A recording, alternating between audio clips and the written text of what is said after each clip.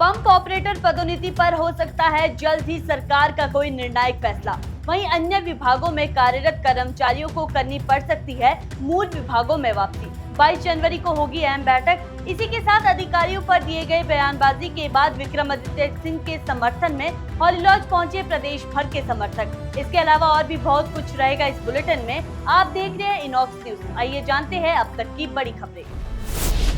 बिलासपुर जिले के स्वारघाट में बागछाल पुल के पास 18 जनवरी को हुए हादसे में एक ट्रक चालक की मौत हो गई। हादसा रेलवे लाइन निर्माण कार्य में लगी कंपनी के ट्रक से जुड़ा बताया जा रहा है। घटना के बाद कंपनी की कथित लापरवाही और मनमानी को लेकर स्थानीय लोगों और मृतक के परिजनों में भारी रोष फैल गया। पीड़ित परिवार को तुरंत सहायता न मिलने पर आक्रोशित लोगों ने कीरतपुर नेरचौक मनाली 4 लेन पर शव रखकर चक्का जाम कर दिया। हालात तब और तनावपूर्ण हो गए जब कंपनी अधिकारियों ने मुआवजे के तौर पर 1 लाख रुपए देने की बात कही, जिससे भीड़ भड़क उठी।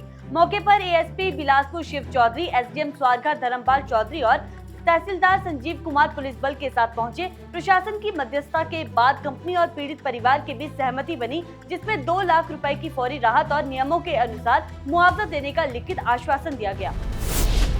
गोवा से जुड़े ड्रग मनी लॉन्ड्रिंग मामले के तार हिमाचल प्रदेश से जुड़े हुए पाई गई है। इस सिलसिले में ईडी ने कुल्लू और सोलन जिले के विभिन्न स्थानों पर दबिश दी। ईडी की जांच में सामने आया कि नशीले पदार्थों की B2B यानी बिजनेस टू बिजनेस आपूर्ति का नेटवर्क हिमाचल तक फैला हुआ है। ये मामला गोवा पुलिस की मादक पदार्थ निरोधक शाखा द्वारा दर्ज FIR के आधार पर दर्ज किया गया है, जिसमें व्यावसायिक मात्रा में ड्रग तस्करी का आरोप है। ईडी जांच में ये भी सामने आया कि MDMA, चरस, कोकेन समेत कई प्रतिबंधित मादक पदार्थों की आपूर्ति के लिए कुरियर और डाक सेवाओं का सुनियोजित इस्तेमाल किया जा रहा था। डिजिटल जांच में खुलासा हुआ कि अपराध से अर्जित धन को UPI, bank transfer, digital currency और नकद लेन देन के जरिए घुमाया गया। धन छिपाने के लिए लेयरिंग और जटिल वित्तीय ढांचे अपनाए गए। वहीं ईडी मामले में आगे की जांच कर रही है।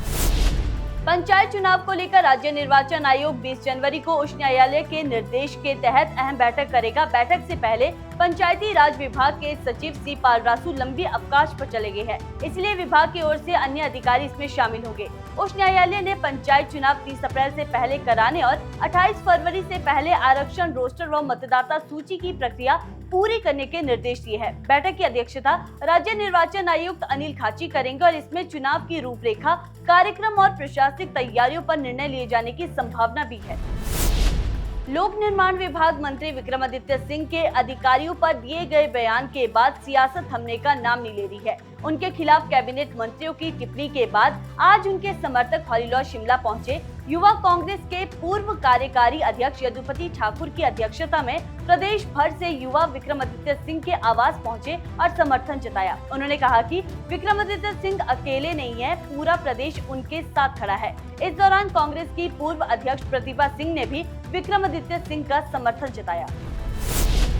उप मुख्यमंत्री मुकेश अग्निहोत्री ने जल शक्ति विभाग के कर्मचारियों, विशेषकर पंप ऑपरेटरों की पदोन्नति और अन्य सेवा संबंधी समस्याओं के समाधान के लिए निर्णायक कदम उठाने का भरोसा दिया है। उन्होंने कहा कि सरकार जल शक्ति विभाग के हर वर्ग के कर्मचारियों की न्याय संगत मांगों को प्राथमिकता से पूरा करेगी। उप मुख्यमंत्री ने घोषणा की कि जल्द ही जल शक्ति विभाग के सभी श्रेणियों के कर्मचारियों की संयुक्त महाबैठक बुलाई जाएगी। इस बैठक में पदोन्नति, वेतन विसंगति और कार्यस्थल पर आने वाली समस्याओं सहित अन्य मुद्दों पर चर्चा की जाएगी और मौके पर ही समाधान की रूपरेखा तैयार की जाएगी।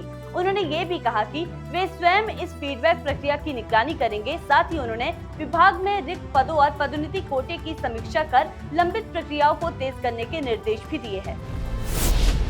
लाहौल स्पीति सहित प्रदेश के ऊंचाई वाले क्षेत्रों में बर्फबारी और अगले सप्ताह भी इसी क्रम के अलर्ट के मद्देनजर पुलिस मुख्यालय ने सख्त दिशा निर्देश जारी किए हैं। पुलिस ने स्पष्ट किया है कि मौसम और यातायात सलाह की अनदेखी करने, प्रतिबंधित असुरक्षित स्थानों पर रुकने या जानबूझकर जोखिम उठाने वालों के खिलाफ कानूनी कार्रवाई की जाएगी। प्रशासन द्वारा लगाए गए प्रतिबंधों का उल्लंघन करने पर जुर्माने के साथ अन्य कानूनी कार्रवाई भी की जा सकती है। होटल संचालकों और टूर ऑपरेटरों को भी अपने ग्राहकों को सही जानकारी देने के निर्देश दिए गए हैं। संवेदनशील मार्गों पर पुलिस पेट्रोलिंग बढ़ा दी गई है और आपात स्थिति में त्वरित सहायता के लिए पुलिस, होमगार्ड और आपदा प्रबंधन दलों को अलर्ट मोड पर रखा गया है।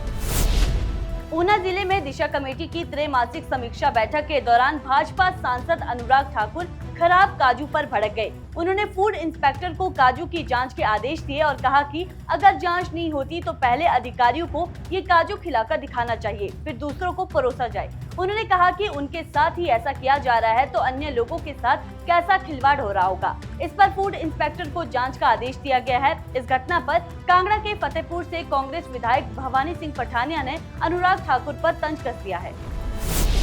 हिमाचल प्रदेश में अन्य विभागों में सेवाएं दे रहे कर्मचारी और अधिकारियों को अपने मूल विभागों में लौटना पड़ सकता है। इस संदर्भ में प्रदेश वित्त विभाग ने सभी विभागों से डेटा मांगा है और 22 जनवरी को अतिरिक्त मुख्य सचिव, प्रधान सचिव और सचिवों की एक महत्वपूर्ण बैठक बुलाई गई है।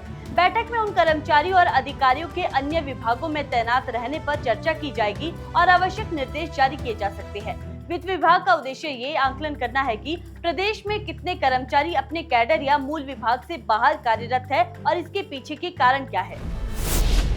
धर्मशाला में 2023-24 से निर्माणाधीन यूनिटी मॉल पर अब तक 66 करोड़ रुपए खर्च हो चुके हैं, लेकिन परियोजना की प्रगति से जुड़ी फिजिकल स्टेटस रिपोर्ट समय पर केंद्र को न भेजे जाने के कारण दूसरी किस्त जारी नहीं हो पा रही है। उद्योग विभाग ने खर्च की उपयोगिता प्रमाण पत्र केंद्र को सौंप दी है, लेकिन नियमों के अनुसार यूसी के साथ फिजिकल स्टेटस रिपोर्ट भी अनिवार्य है, जो अब तक नहीं भेजी गई है। 132 करोड़ रुपए की लागत से बन रहे इस प्रोजेक्ट में पहली किस्त से लगभग आधा कार्य पूरा हो चुका है। शेष राशि दूसरी किस्त के रूप में मिलनी थी। वहीं हाल ही में तकनीकी शिक्षा मंत्री राजेश धर्मानी ने केंद्रीय बजट की तैयारियों से पहले आयोजित बैठक में केंद्रीय वित्त मंत्री निर्मला सीतारमण के समक्ष यूनिटी मॉल परियोजना का पूरा खर्च केंद्र सरकार द्वारा वहन करने का सुझाव दिया था, ताकि राज्य पर अतिरिक्त वित्तीय बोझ न पड़े और परियोजना समय पर पूरी हो सके।